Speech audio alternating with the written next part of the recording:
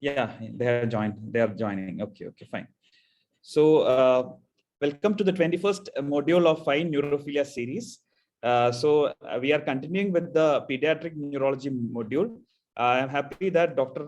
P.A. Mohammed Kunju sir has consented to continue the session of pediatric neurology. As you are aware, if you are listening to the last class and had viewed the last video, the very informative session during the last last Wednesday.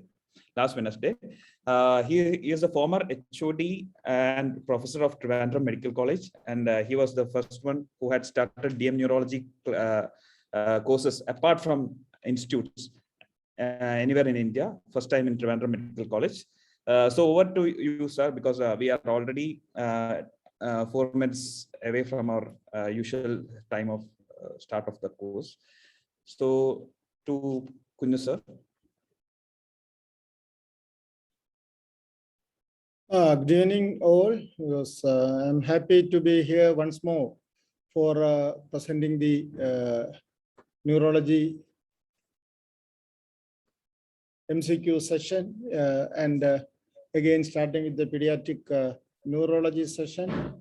So last class, all of you will be remembering that we have done mainly the metabolic disorders, and again we have tried to include the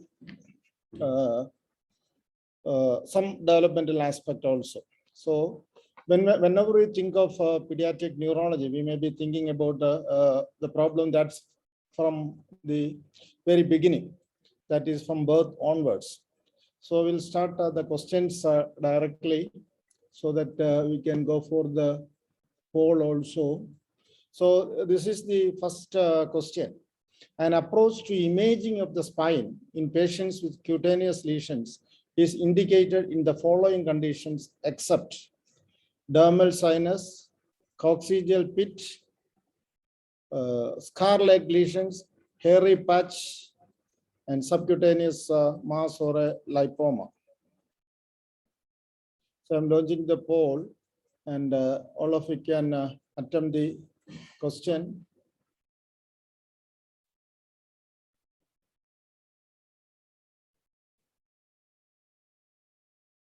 Actually, okay. Okay, we can see that almost most of the people have attempted, and they have in the poll. So we'll share the results also. Let us see how is the answer. Then you can see here at least 41% have gone for subcutaneous mass or lipoma, and 36% for coccygeal pit. Okay, so you must understand that when we are investigating for a problem that may be resembling the spina bifida occulta. So these are some of the signs that may point towards a spina bifida occulta. And again, when we are doing some investigations, there must be good yield also. In this case, we can see that the coccygeal pit, which is very low lying, because all of you must know that the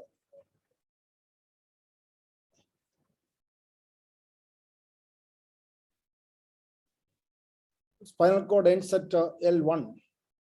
And so when there is an abnormality that is seen at coccygeal region, because the chances of that having an attachment to the spinal cord is very remote. So that is the thing where we can just ignore it. And other conditions like scar-like lesions, hairy patch, subcutaneous mass, all are very much important. And because especially when there is a coccygeal pit is there, you can see that especially if it is less than 5 millimeter deep and less than 25 millimeter from the anal verge, there is no need for investigations. So in this case, I have just seen a few days back, just included and investigated. See here, you can see that investigation is also done, and they have put a mark here. See, you can see the mark there. and a mark is kept there. And see, that is the pit. And again, you look here, this very near the anal verge. And so the MRI is not showing any abnormality, and see the abnormality because here you can see that the spinal cord is ending at L1. L1 is lower border of the L1. So that is marked there. And the pit is very low lying and there is no connection. And they have measured it as having only 1.5 millimeter depth. So this is the MRI of the same patient. Here you see why they have taken a cervical cervicomedullary junction also, so that we can know any abnormalities in the spinal cord, because they can have associated syringomyelia there can be a tethering of the cord.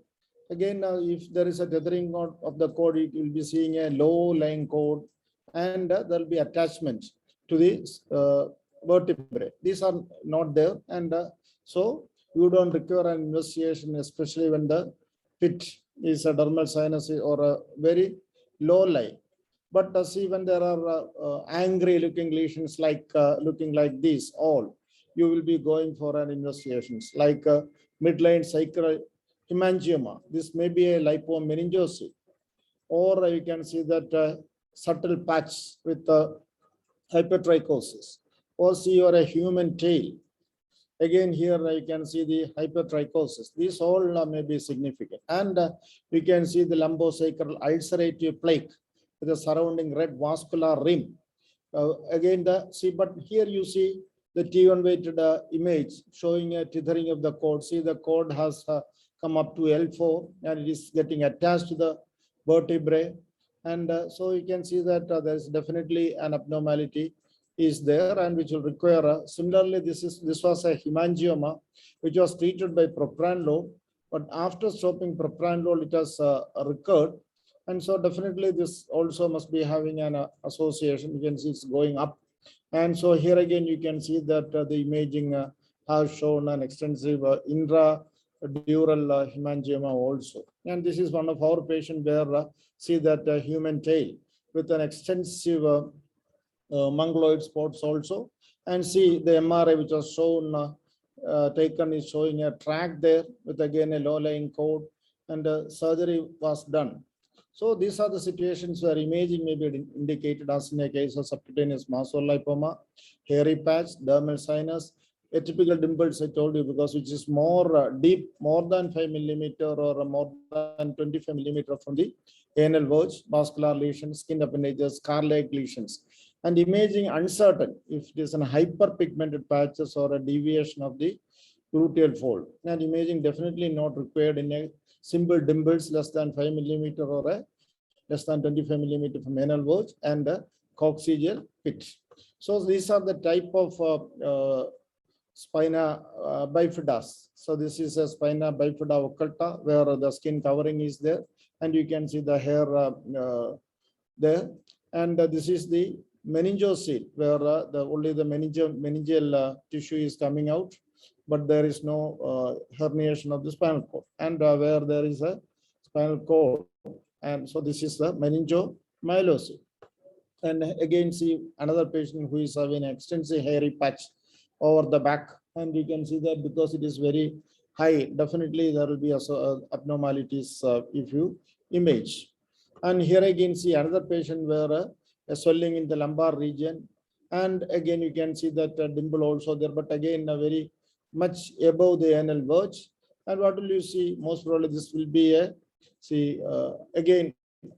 So this is a lipomeningocele, lipoma. See, there is a lipid tissue is going inside with a tethering of the cord. Again, you see that. So this child also will require a surgery.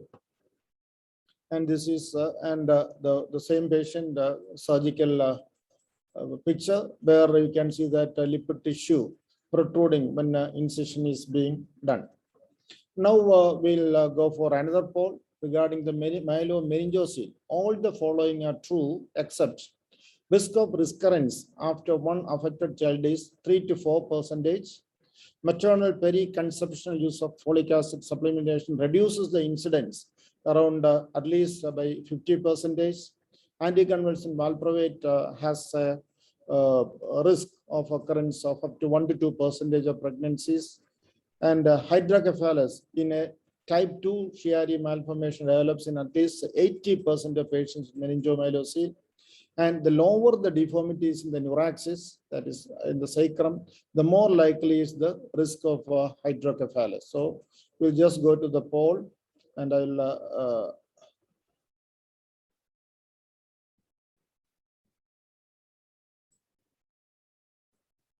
okay, just so already I have mentioned the questions. So all of you can, if you have got the answer, then press either A, B, 1, 2, 3, 4, or A, B, C, D. D will be the, I think, A, B, C, D, E. E option is not there.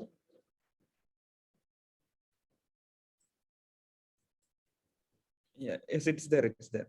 But I think you can just go down for your E option also. Okay, I'll end the poll now because we'll be just losing the time. So now I'll share the results. Let us see. So you can see that the A, B, C, D up to D. I don't know whether because everybody has given some report. Again, I stop sharing. Then you can see that I think the answer in this question is because after our discussion, it is quite obvious. The answer is the lower the deformities, the neuraxis, the more likely is the risk of hydrocephalus, because that is wrong. Because especially I told you that if the lesion is in the sacrum, association or occurrence of hydrocephalus and the cervical malformations are negligible. The reason I will tell you, because other things, because risk of recurrence after one affected child. Can anybody say what is the type of inheritance in a case of neural tube defects? I think somebody can answer it in the chat box. Anybody there? What is the type of inheritance you get in meningomyelocele or a neural tube defects? It is mainly a multifactorial or a multifactorial. I think somebody has answered. Let me see. What is that answer there? It's multifactorial. Yes, Somebody multifactorial is answered. Oh, okay, that is that is correct. And so in usually the multifactorial disorders, you must know that unlike the Mendelian inherited disorders with the usual autosomal recessive, autosomal dominant or X-linked recessive disorder, where either a 25% risk or a 50% risk is there, the multifactorial disorders or a polygenic disorders have only 3 to, or I can say it is 2 to 10%. For example, conditions like schizophrenia or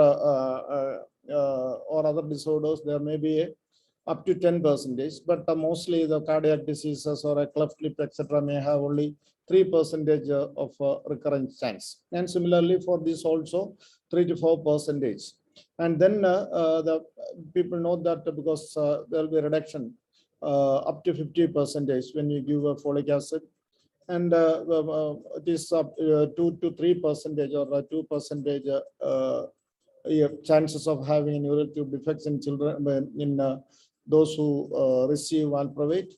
And when there is a type 2 Chiari malformation, association of hydrocephalus may be seen in up to 80% of patients. Okay, that is an important point that you have to remember. So generally, the lower the deformities in the neuraxis, the less likely is the risk of hydrocephalus. We'll see what is that possibility. Okay. So maternal cocaine abuse, obesity are also are considered as an maternal heat exposure, especially fever in the first trimester. These are all the risk factors for development of a neural tube defect. Okay. So as I have mentioned, why we have a lesser occurrence of hydrocephalus and cervical manifestations in a case of sacral problems, we will see. So for that, I'll just give you a very quick review of the embryology of the neural tissue development. Because and in this, I'll be giving you some chronological order which you can remember. So by 16th day, the ectoderm at the level of the notochord thickens to produce the neural plate. That is on the 16th day. You remember that. That means just on the start of the 3rd week. Okay. So then it becomes a neural tube, or for that you have a neural groove. In order to formation the neural tube, for plate will become a neural groove on the 18th day. So 16 plus 2, 18th day. And then 18 plus 4, 22. On 22nd day, it will become a neural tube. Neural tube, you know, the neural groove, which is grooved structure, will get fused in the middle. But middle, it doesn't mean that it is the middle of the neural tube, but it is at the cervico-medullary junction. It is at the cervico-medullary junction. So the upper part will become the brain and the lower part will become the spinal cord. And then, so this upper part will be open as the cranial neuropore or anterior neuropore, and the lower part will be remaining as the posterior neuropore. So we'll see what happens. So the this 18th day neural groove, on 22nd day neural tube has formed. Okay, so by the closure at the cervicomedullary junction, and the anterior neuropore, you can see that the anterior neuropore and the posterior neuropore is open, and the anterior neuropore will close on for a easy remembrance, I have put it as a 24th day. So tube on 22nd, so 16, 18, 22, 24. But you remember that actual date is 23. So if in the MCQ, if they give 22, 23, 24, 25, 26, like that, then you must write 23. This is on 23rd day, anterior neuropore closes. And I have put 26th day as the closure of the posterior neuropore. This is just for you to remember again. This will be 1 day later, that is 26th day. So this is just for you to remember, but I think 26th also may be okay, because in some book it is like that also. Okay, so I think with this we can remember the neural tube is formed. But the thing is that this is what is called as a primary neurulation. From that, so this part, so the caudal neuropore closes between T11 and S2. What happens beyond S3 for coccygeal region? Actually, for that you have a secondary neurulation. So the primary neurulation, the brain and the upper spine is forming by a tube. But secondary neurulation happens by 4 to 5 weeks forms a distal spine, because it will be formed as a medullary cord structure, not as a tube. And then subsequently it becomes a tube, just like the canalization of the colon, because colon all will form as a solid structure. Then it becomes a canalized and becomes a tube. And this tube will get connected to the primary neural tube, and thus the complete neural tube will be formed. So this is the primary neural tube, and you have the medullary cord, or for the secondary neurulation, and then it becomes canalized. You can see that canalization there. That's it, you see there, and thus a complete tube is formed. So that means the primary neurulation structures lead to the open neural tube defects, and the secondary neurulation produces the closed neural tube defect. So because of this, in the closed neural tube defects, especially the distal segmental involvement, the cranial part will not be affected, and the occurrence of hydrocephalus will be negligible. That is an important point that you have to remember. So just to recapitulate the Chiari malformation. So the Chiari type 1, this is the cranial abnormality. That is the type 1, that just displaced tonsil. Most of the time it will be asymptomatic, but so up to 30%. But headache, especially tussive headache and tussive syncope, cough syncope. Then some may have a episodic weakness or episodic cerebellar signs, and they will become symptomatic if herniation more than 12 millimeter below the cervicomedullary junction. Then you can see that it will be symptomatic. That is type 1.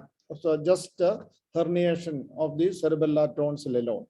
And what is this? What you are seeing here is a adolescent boy with a flat occiput. You can see that there is a flat occiput and somewhat a brachycephalic head. And he also had a tussive syncope. And you can see that he was operated in childhood for a lumbar meningomyelocele, and his MRI showed, you can see here, there is some amount of hydrocephalus, and see there is a descent of the cerebellum and the brainstem. So what will be the type of SCM here? This is an Arnold Chiari type 2, type 2. So where associated. And what are you seeing here? Can anybody give an answer here? Can you, because if you are getting an image like this, what are you seeing here? Anybody has answered? Let me see. Okay, I think no answer has come. Okay, so again, this is the association. So now can you give the diagnosis? Anybody there? Yes, some answer has come. Arnav Das has answered as type 3. That is type 3. Okay, very good. Type 3, where again you can see there is a cervical meningomyelocele or a posterior occipital meningocele associated with an Arnold Chiari. See, you can see that descent. And if you look carefully, you can see there is an associated syringomyelia also. This is a complete Arnold Chiari type 3. And now you have that type 4, where you get just a cerebellar hypoplasia. Usually the herniation is rare. So this is a type of cerebellar herniation, cerebellar hypoplasia.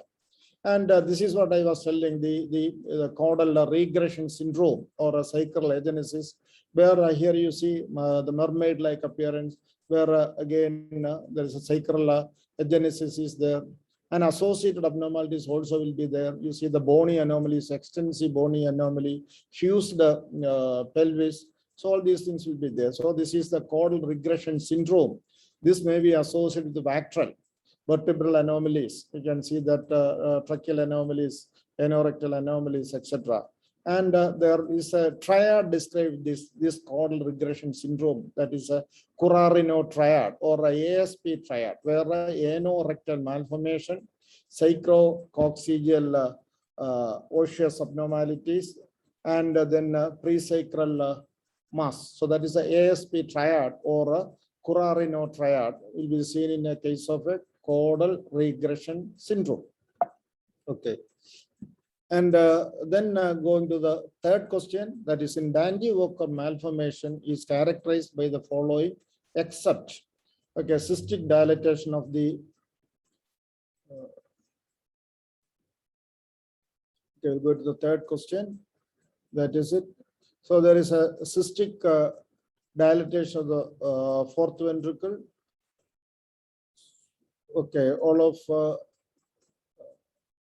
except, so the question is except herniation of cerebellar tonsils, hypoplasia of the cerebellar vermis, hydrocephalus, and enlarged posterior fossa. Finally, I think two options people have voted for herniation of the cerebellar tonsils. Already I have discussed that in the poll, and we will the result, because an enlarged posterior fossa and herniation of the cerebellar tonsil, majority 43%, that is 21 have polls, and here again, so you can see that, so we'll go to the answer. So cystic dilatation, all of you know, because in Dandy-Walker malformation, it is because of the hypoplasia of the foramen of Luschka and Magendie. It is the hypoplasia, so there is an obstruction of the flow of the CSF from the ventricular system to the cistern.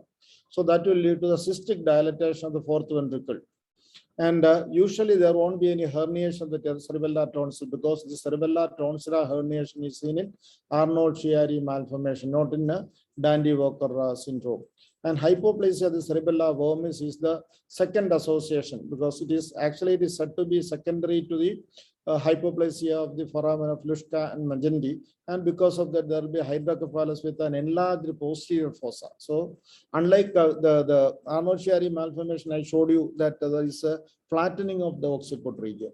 But in Dandy-Walker malformation, you will have exactly the opposite manifestation. That is the bulging of the posterior fossa. If a child are presenting with the hydrocephalus with a bulging of posterior fossa, you think of a Dandy-Walker syndrome. If it is a flat occipital region, you think of Arnold-Chiari malformation.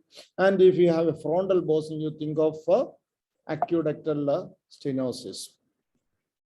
Okay, so that means Chiari malformation, the most common malformation of the posterior fossa and hindbrain, and consists of herniation of the foramen and cerebellar tonsils of the foramen magnum. And see here, this is the Dandy-Walker syndrome, where posterior fossa cyst, hydrocephalus is there, and so you can see that, and almost complete agenesis of the cerebellar vermis. So that is why, because it connects to the outside also. So there is a posterior fossa cyst is there.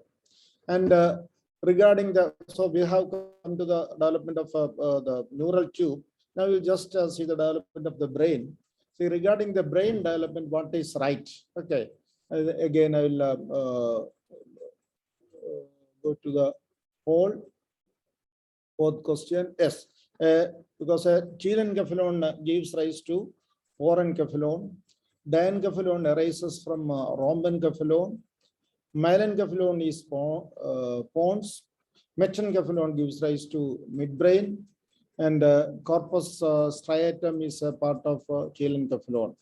I'm launching the question, and all of you can start answering. I think people are finding it difficult. Nobody is answering.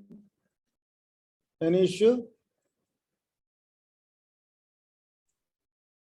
Okay, I think none of the people have answered. Is it going to be very difficult? Any chat? Let me see. Anybody is. Are you able to see the polls in the? Can you comment in the chat? Are you able to see the polls? Not seeing? Somebody has messaged that it's stuck. Okay. Vinayak, are you there? Yes, sir. I can see the polls. Okay. Yeah, polls are seen, it seems. Yes. Okay, I'll give you the. Anybody has given the answer in the chat? Let me see.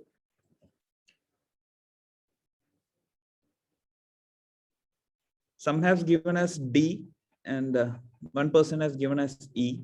Okay. I think even though it is a very simple thing, people are getting confused. That is it. Telencephalon gives rise to the prosencephalon.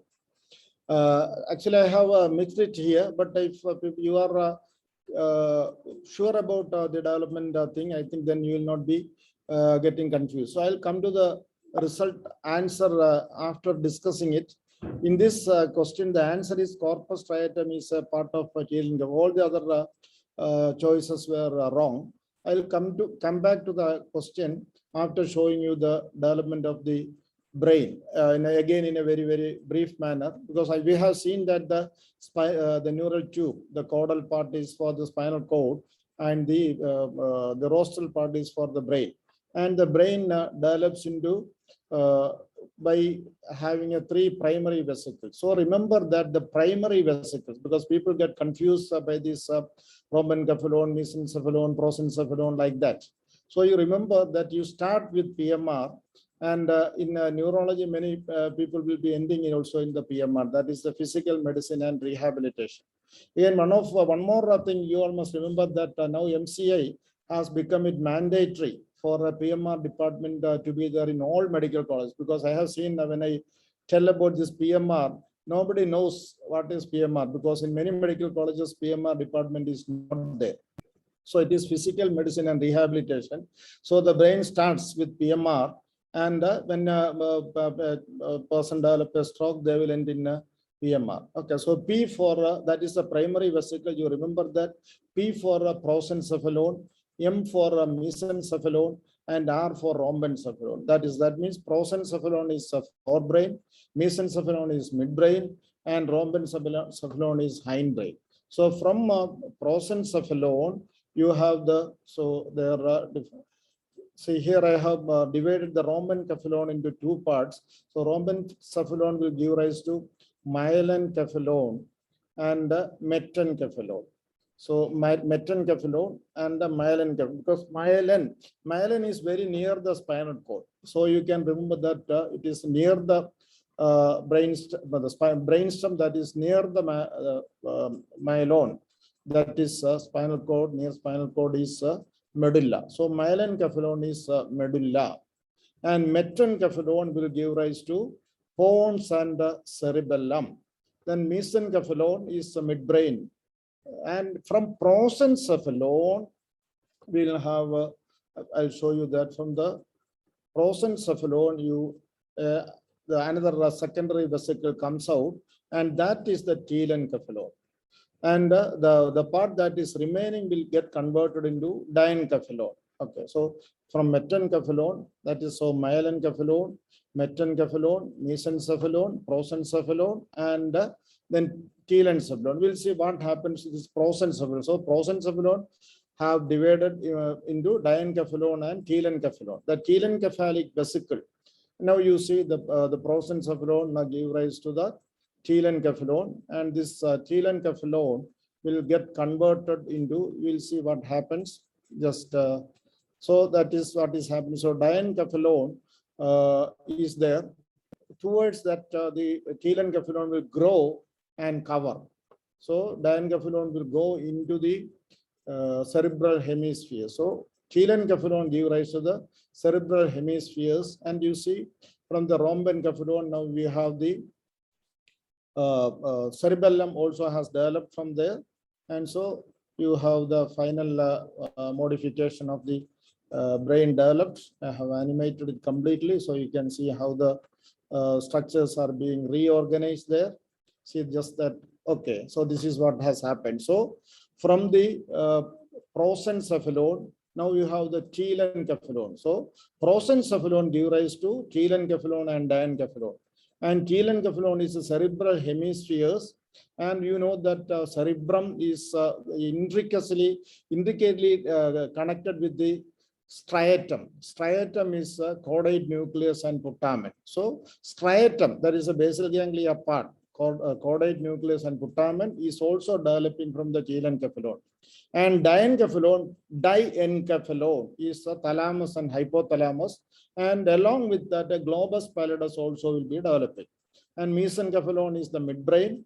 See, metencephalon gives rise to pons and cerebellum, and myelencephalon is medulla.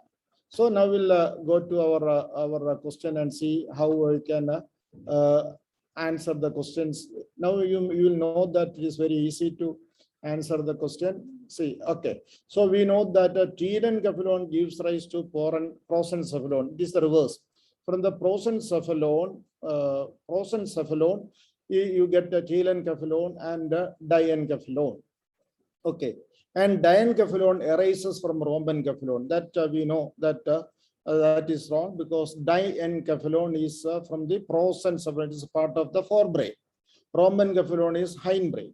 And myelencephalon, we have understood that myelin is very near the spinal cord, so it is not pons, it is medulla. And metencephalon, we understood that it is metencephalon gives rise to pons and cerebellum. And as I have mentioned, corpus striatum is a part of telencephalon. So from telencephalon, that is the cerebral hemispheres. Telencephalon is the cerebral hemispheres. From that, corpus striatum is also developing. So this is it. So, okay. I think you remember the primary vesicles: prosencephalon, mesencephalon, rhombencephalon. From that, so prosencephalon will give rise to telencephalon and diencephalon. And the mesencephalon remains as midbrain. And then rhombencephalon gives rise to metencephalon and myelencephalon. Myelencephalon is medulla, and metencephalon gives rise to pons and cerebellum. Okay, so the answer is corpus striatum is a part of telencephalon. I think that may make everything clear. Okay, so remember PMR for this physical medicine and rehabilitation. And now I'll just go to the, after the brain hemispheres are formed, the cells will start proliferating. The proliferation starts at the germinal matrix, because that is the area, it is a periventricular zone from where the neurons will be proliferating, so germinating. That is why that area is called as the germinal matrix. So from there the neurons will be germinating, and that is very thinnest area where you get a periventricular periventricular hemorrhages in a preterm baby. And after the proliferation, the neurons, because we know that the cerebrum, the neuron bodies, especially neurons, are in the periphery. The gray matter is in the periphery, so it has to migrate to different region. And after the migration, because migration will happen in different directions, and the organization has to happen. So these are abnormalities in different directions. You will get different type of pathologies. And in migration, we have a theory called as inside-out theory, because all of you know that when the neurons migrate to form the 6-layered cortex, because the cortex has got 6 layers, and we'll say that the first layer, outermost, will be 1, and the inside will be the 6th layer. So in the migration process, it is said that the migration occurs in an inside-out manner. That means the first layer to migrate will be the last layer, or the 6th layer. But only thing is that the first layer migrating is first layer itself. But then the next layer to migrate will be the 6th layer, then 5th layer, 4th layer, 3rd layer, and 2nd layer. That is the way by which the migration happens. Because of this migration process, that means each layer has to pass through the previous layer. So 6th layer, the 5th layer will be passing over the or through the 6th layer. So because of this migrational processes, there can be various problems due to migration abnormality, and you get lot of neurological abnormalities, brain abnormalities. And this is just to give you an idea about the timing of occurrence. So we have understood that the primary neurulation occurs by Technopark. Want to tell something? Do we allow them to? Somebody has raised their question. We will continue until where we can finish. Rest we can continue. Okay. Okay. I think it's only 9 o'clock. I don't know how long. Okay, so that is it. So we have understood. Now regarding the migrational disorders, I'll have some questions. I think some of you might have heard about regarding Miller-Dieker syndrome, because this is frequently talked syndrome. That is why I included. Regarding Miller-Dieker syndrome, following is correct. Have distinct facial features, prominent forehead, sunken appearance in the middle of the face, upturned nose, thick upper lip. Then let me see whether the poll will be working. In that case, all of you can. This is the 5th question. Let me see whether it is. I'm launching. Can the people start polling? There again, I think okay. Associate the cobblestone lissencephaly. The answers. Then affected gene is in the most cases of Miller-Dieker syndrome are autosomal dominant. Okay, I think people have stopped polling, or people are still polling. Okay, I think I'll end the poll, because the answers people are finding it difficult. I'll just share the result, and all of you can see that the answer is majority is associated with the cobblestone lissencephaly, because that is not the answer, because it is associated with the lissencephaly. Cobblestone lissencephaly is associated with the congenital muscular dystrophy, or a Fukuyama congenital muscular dystrophy, or a muscle eye brain disorders, muscle eye brain syndrome, or a Walker-Warburg syndrome. That is cobblestone lissencephaly. So Miller-Dieker syndrome is a syndrome of lissencephaly. So it is associated with the lissencephaly, not cobblestone lissencephaly. That is classic lissencephaly. Then the A is the correct answer. They have a distinct facial features. And the chromosome, which I have mentioned, is chromosome 18, LIS1 mutation. Actually, the chromosome is in 17 and LIS1 mutation. Otherwise, it is correct. But the chromosome is 17, and it produces the protein FAH1B1, platelet associated factor A. associated with the lissencephaly, not with the cobblestone lissencephaly. I told you that cobblestone lissencephaly is associated with the Walker-Warburg syndrome or a Fukuyama congenital muscular dystrophy. And see, there even though there is a mutation, because don't think that whenever there is a mutation, it is always inherited. Actually, most of the cases are de novo mutations. Miller-Dieker syndrome are not inherited, but it is de novo, and can be diagnosed by 20th week of gestation. Even though 20th week of gestation, the migration will be over, but the lissencephaly will not be able to be diagnosed until it is 30th week, because all the gyrations, this sulcation, because the sulci will be somewhat having a good appearance only by 30th week. Up to 29th week, the brain may have a smooth appearance. So we may get confused with lissencephaly even at that level. So many times antenatal diagnosis of lissencephaly may be difficult. And so these are some of the clinical manifestations of the Miller-Dieker syndrome. They have a loss at ears and abnormal helices. See, upturned nares, see, upturned nostril, thickened upper lip. They may have micrognathia. So this sort of an appearance will be very characteristic of a Miller-Dieker syndrome. Already I have mentioned about the inside-out theory between see the 12 to 20 weeks. That way also you can remember migration 12 to 20 weeks. That means again this is from 3rd month to 5th month, 3 to 5 months. And lissencephaly, you can remember the gene. I'll make it simple, because lissencephaly can be a simple lissencephaly or a classic lissencephaly, or it may be associated with Miller-Dieker syndrome. Then we can have a X-linked lissencephaly, X-linked type, and there is a double cortex type. That is the isolated lissencephaly with a double cortex. So this double cortex will be having a DCX mutation, double cortex DCX mutation, that you can remember. And isolated lissencephaly, again, you can remember LIS1 mutation. So Miller-Dieker syndrome also, when the facial features are the same thing, LIS1 with may have additional these mutations where again the facial abnormalities may be there. And then the other variety I told you that the cobblestone lissencephaly is associated with the Fukuyama congenital muscular dystrophy, Walker-Warburg syndrome, and muscle eye brain disease. Here you see that the protein abnormal are fukutin or a POMG1. So these are because here the abnormalities in the glycosylation process, and the other one is the cytoskeleton or microtubule abnormality. So tubular.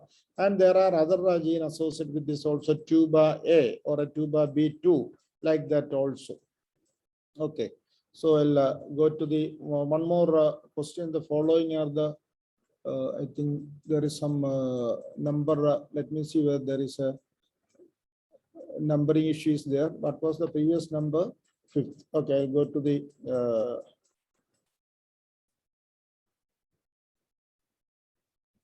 sixth question. I think it will be the 6th question.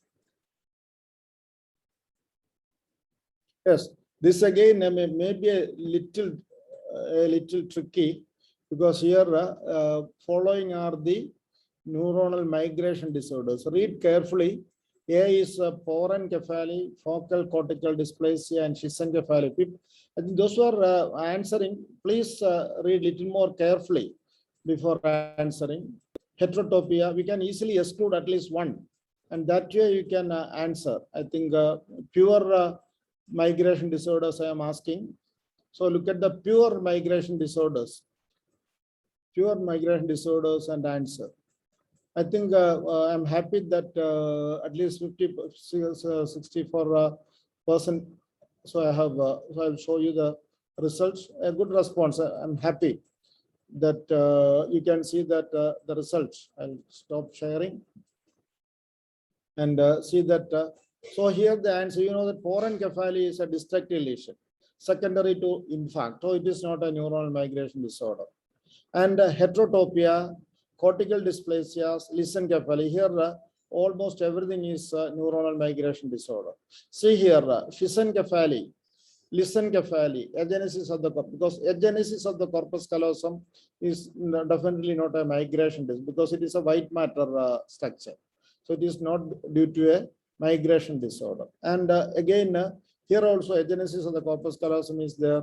Holoprosencephaly is holoprosencephaly. So frontal or a forebrain abnormality. So again, it is or cleavage defect or a prosencephalon formation defect is the holoprosencephaly. So answer is that is the heterotopia, cortical dysplasia, and lissencephaly are the, so heterotopia, cortical dysplasias, and lissencephaly are the important neuronal migration disorders that we have described here. Schissencephaly, again, people have a confusion that is a neuronal migration disorder or an organization defect. Again, that is why I have not included it in the pure migration disorder. So this is lissencephaly. If images are shown to you and the findings are asked sometimes, then you can, one finding is this figure of it appearance because of only one sulci, that is the Sylvian fissure is there. No other sulci is seen.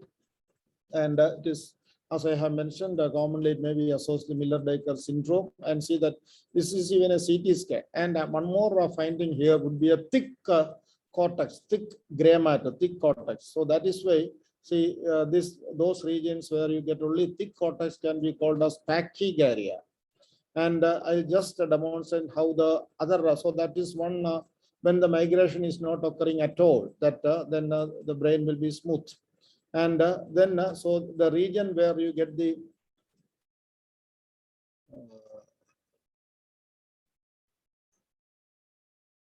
okay, where you get the neuronal proliferation, the periventricular region, from there the neurons will proliferate and then migrate and will go into layers. This is what is happening, and that is along the glia. So you can see that along the glia they are migrating, and thus the layers have been formed.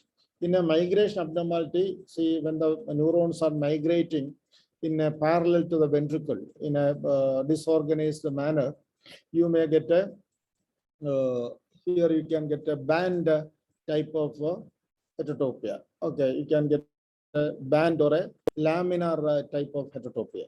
And when the migration is going and getting established in between, so it is not going to the periphery where the brain's cortex has to form, then you get a nodular type of heterotopia. And when the migration is happening in a diffuse manner, you get a diffuse type of cortical dysplasia or a heterotopia can happen. So this is how, and in this picture, what you are seeing is a tuber of a tuberous sclerosis, a CT scan with a calcification which is jutting into the ventricle. Okay, so usually the diffuse type of heterotopias may have an associated venule that is being shown here. And here again, can you identify the heterotopia you see?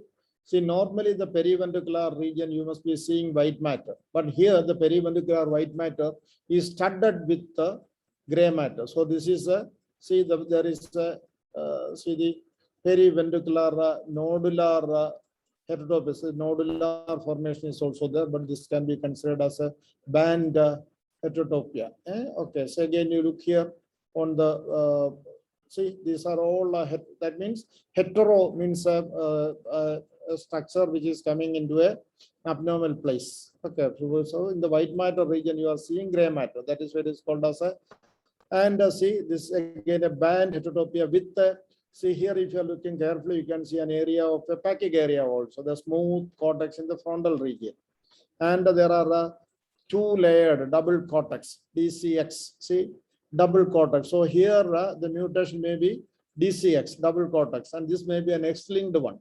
Okay, here if you look carefully you can see a one more, some people may consider it as a normal manifestation, that is the septum cavum pellucidum also can be seen there. And can somebody give the diagnosis here? Okay, can anybody give the diagnosis in the chat box? Okay, the sign is molar tooth sign.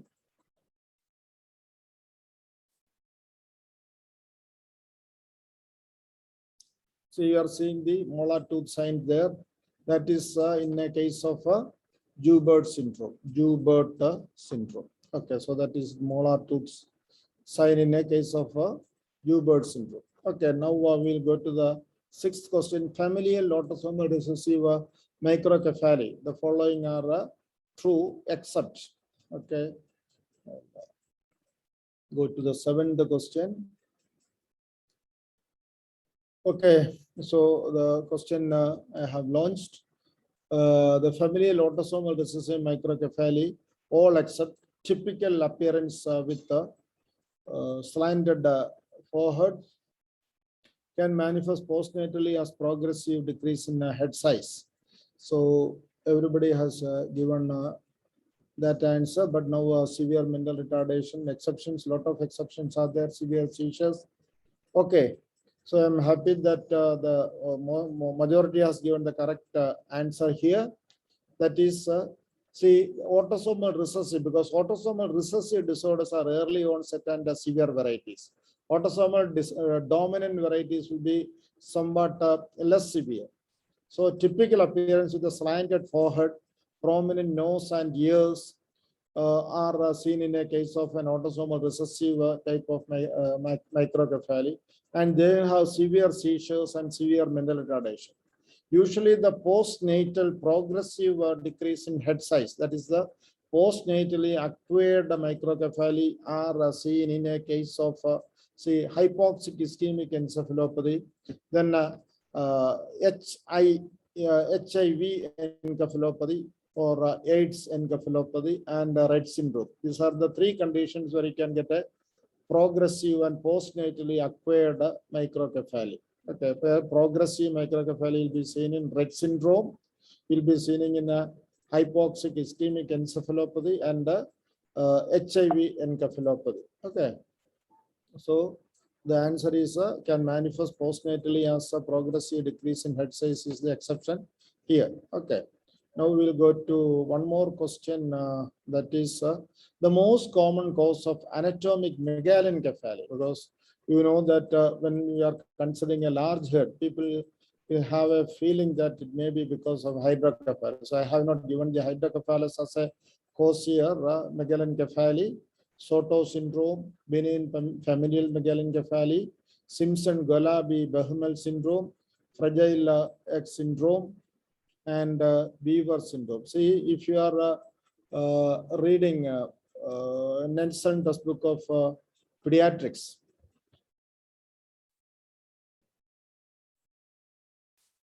Polls are on, polls. I am just launching once again. Failed to start a poll. Okay, there is some issue there. Another poll has started or shared. Anybody? I'll You launch can one. close that poll and open the new one. Okay, okay. I think I'll stop it. Okay, I think we'll go to the answers. If somebody has given the answer, I just let me see the chat box. If somebody has given the answer, can okay. In this case, it's Sotos. Okay, okay. See, in this there are a lot of dictums are there. For example, clinically also, when we are seeing a child with large head, megalencephaly, we always measure the parent's head size. So benign familial megalencephaly may be the commonest cause of an anatomy megalencephaly. The other syndromes, the Soto syndrome, Simpson-Golabi-Behmel syndrome, Fragile X syndrome, Weaver syndrome, all are megalencephalies with a increased somatic growth. So here you can say Soto syndrome is a cerebral sort of a gigantism. Simpson-Golabi-Behmel syndrome, Fragile X syndrome, Weaver syndrome, all will be having a large body also along with the megalencephaly. You have syndromes like FG syndrome, Greig syndrome. These syndromes will have a megalencephaly with a normal body growth. And so benign familial megalencephaly is the answer. And see this question, let me see whether the poll is working or not.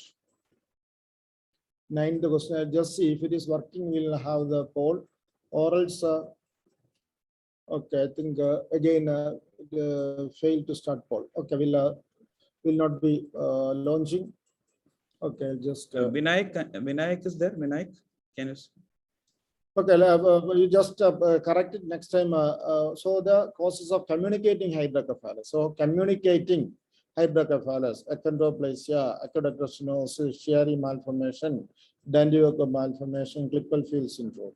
Here, I think the choice you may have difficulty between achondroplasia and Klippel-Feil syndrome because all others, aqueductal stenosis, Chiari malformation, Dandiaka malformation, all are non-communicating hydrocephalus because there is that means there is no communication between the ventricles. That is what is meant by the communicating hydrocephalus. Okay, so here the answer is here achondroplasia actually produces a communicating type of hydrocephalus. All other even Klippel-Feil syndrome because you have a block just like the Chiari malformation at the craniovertebral junction region. Okay, so these are the I have just kept the hydrocephalus. Here again, you see all the ventricles are dilated. So this is in a post-meningitis hydrocephalus. You can call it as a communicating hydrocephalus. But aqueductal stenosis, you see the fourth ventricle is not dilated. Okay, fourth ventricle is not dilated. Okay, so fourth ventricle is not dilated. So this an aqueductal stenosis where is an obstruction the ventricular so this is a non-communicating or an obstructive hydrocephalus and this is a communicating or a non-obstructive hydrocephalus because here the meningitis because we can see that exudates also are there in the basal region. So this is an aqueductal stenosis where the fourth ventricle of normal size but here the fourth ventricle is also enlarged along with the other ventricles. Okay. And you can have, so that is the fourth ventricle I have marked there. And this is aqueductal stenosis where you see that there is hydrocephalus. So for the lateral ventricle dilatation, you can see the third ventricle dilatation. So this is the third ventricle. Sometimes you get again marking may be there in your question to identify the structures. So here is the aqueduct, which is you can see that is narrowed and there is no connection. So that is where the fourth ventricle, I see the fourth ventricle which is small in size. And the hydrocephalus can occur because of a brainstem tumor also. Last class I have shown it. So now this question has the poll, is it working now? Let me see where the poll is working or not. So trigonocephaly is a skull deformity that is a direct result of premature fusion of the following: sagittal suture, coronal suture, lambdoid suture, metopic suture, multiple sutures. Trigonocephaly. Okay, I think let me see whether a polling will be possible. This is a 10th question. Another poll has started or shared. Somebody else or anybody else is using this? Okay, so no problem. I think again we will go to the answer so that I think we can save some time. Okay, so here the answer is you can see that D means metopic suture. So trigonocephaly because when the metopic suture you get a forward. So whichever suture is prematurely closed. For example, when the sagittal suture is prematurely closed, you will get a scaphocephaly or a dolichocephaly. When the coronal suture is in the same direction, the brain, the skull will grow. That means it will produce either a brachycephaly or acrocephaly, and a lambdoid suture or occipital suture will produce an occipital plagiocephaly. And you see her right side is affected more in 70% of cases. And multiple suture closure may produce an oxycephaly. You understand these things also. And when we are speaking about these are the manifestations of a craniosynostosis. So sagittal suture synostosis produces a dolichocephaly. Sagittal suture synostosis. Coronal suture synostosis produces a brachycephaly. And lambdoid suture synostoses can produce a occipital plagiocephaly, and multiple joint sutures closing can lead to oxycephaly. Okay, so now one of the different syndromes will be there associated with the craniosynostosis. One syndrome is the Cruzen syndrome. It is characterized by following except autosomal dominant inheritance. Because last class I mentioned about how to remember the inheritance pattern, so that you can utilize. Then brachycephaly, ocular proptosis, hypoplasia of the maxilla, syndactyly.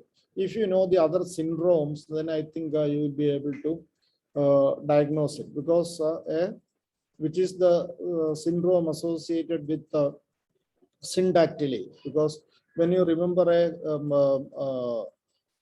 craniosynostosis with the syndactyly, remember that it may be either a Carpenter syndrome or because here you can see that when there is a syndactyly is there. So again, look at in Cruzen syndrome, you will have a you will not have a syndactyly. But as I have mentioned in Carpenter syndrome and Upward syndrome, you will get a syndactyly. And the syndactyly, as I have mentioned in a Carpenter syndrome, because a carpenter needs more fingers. So polydactyly will be seen in a case of a Carpenter syndrome, and usual syndactyly alone will be seen in Upward syndrome. And the terminology used is Upward syndrome.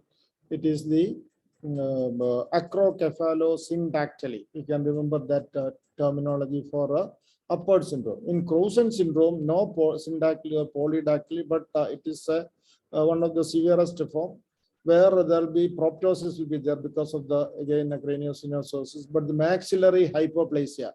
So this part will be hypoplastic, and they can have a acrocephaly or a brachycephaly. Okay.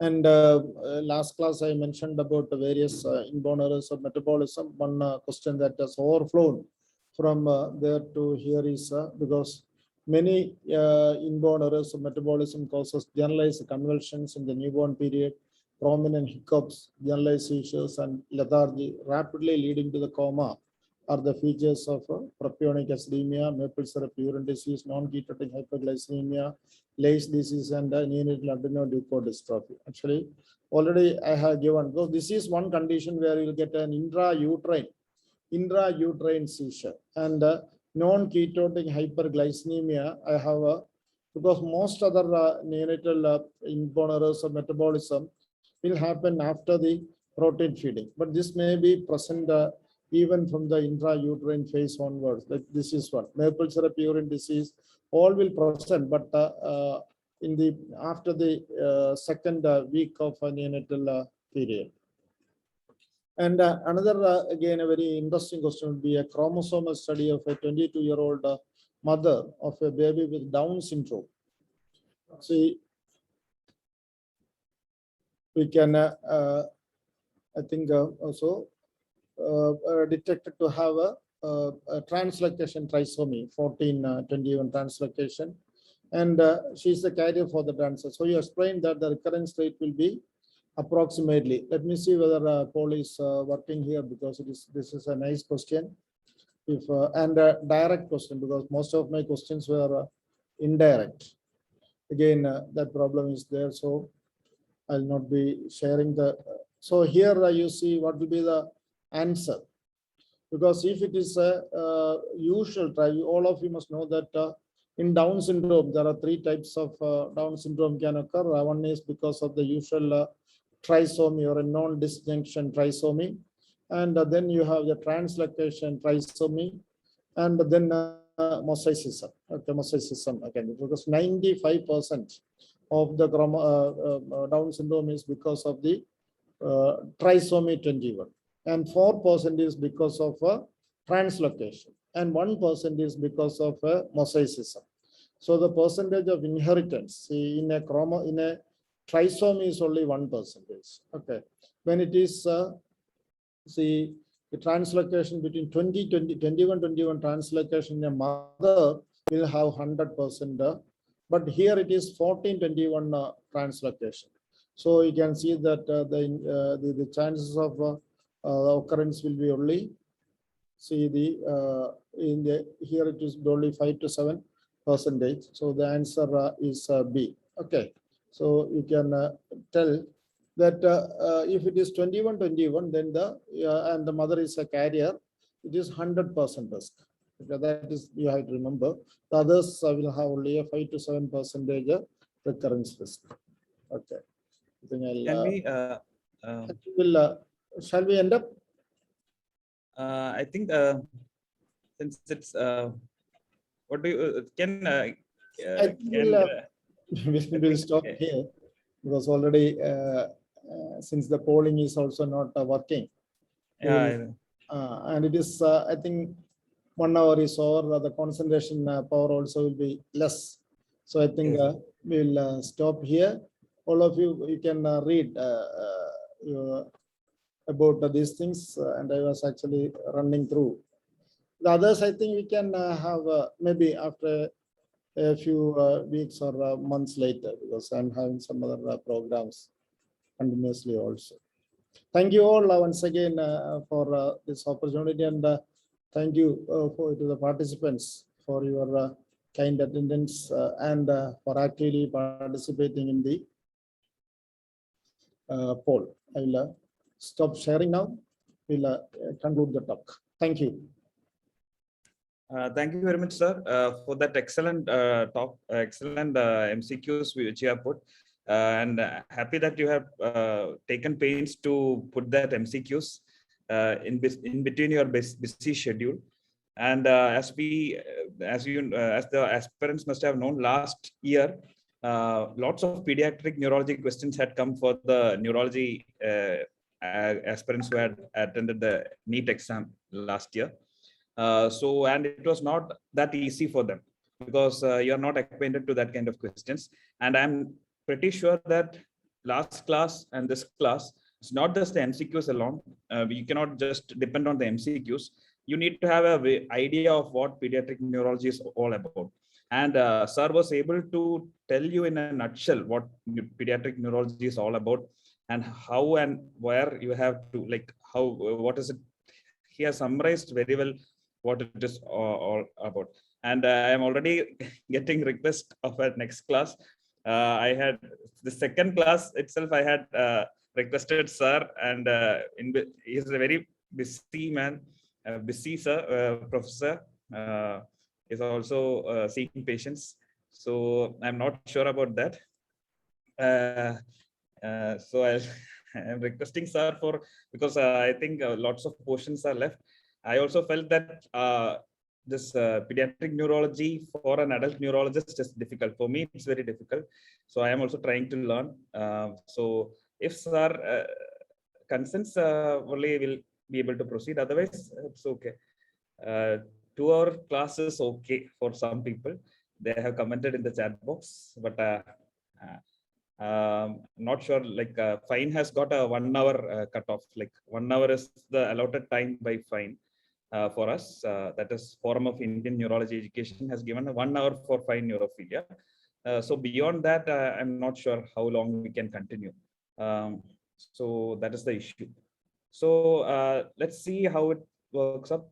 Anyway, you have got exams on November 14th. If before that, if something can be worked up, it will do. Otherwise, as sir said, you have got lots of material from these two classes. You make good use of it.